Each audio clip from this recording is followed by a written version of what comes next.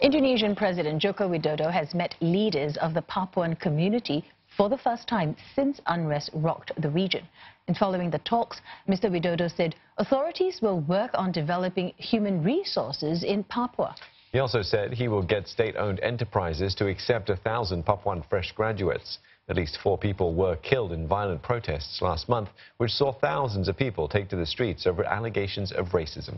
And the meeting comes as police say they have arrested 85 people in relation to the protests, which they believe to be, quote, by design.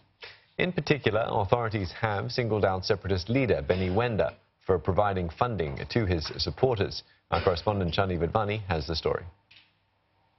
Indonesian police say they have arrested 85 suspects since ethnic unrest erupted in the provinces of Papua and West Papua in mid-August. I spoke to a police spokesman, Dedi Prasetyo, who said that of the 85 suspects, 55 of them were arrested in Papua, while the remaining 30 were from West Papua. Now, he also repeated previously made claims of the riots in the Papuan region having been designed with separatist group United Liberation Movement for West Papua trying to force the issue onto the agenda of the current sessions of the United Nations Human Rights Council.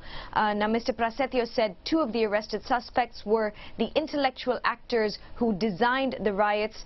Police have also told journalists that separatist leader Benny Wenda had provided funding for his network of supporters and instructed them to organize mass gatherings and prepare weapons. Now, in a Reuters report, Mr. Benny denied orchestrating the protests. He accused the Indonesian military of killing his people, and he urged the UN to discuss Papua at its meetings.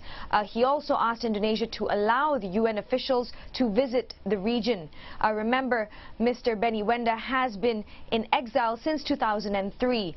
Meantime, President Joko Widodo met with representatives and leaders of the Papuan and West Papuan communities earlier today. It was the first time that he met with the community since the unrest in mid-August. They put forward 10 demands, including a proposed revision of the special autonomy law and a demand to build a presidential palace in Papua's capital, Jayapura, among other demands as well.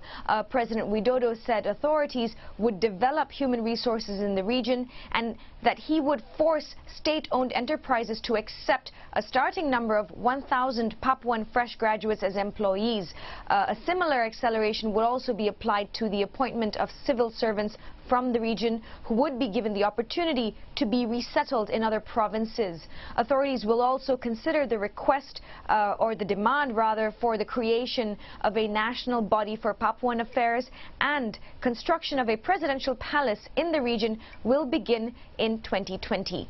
Finally, President Widodo said that he was looking to visit the region and this visit will happen either this month or in October.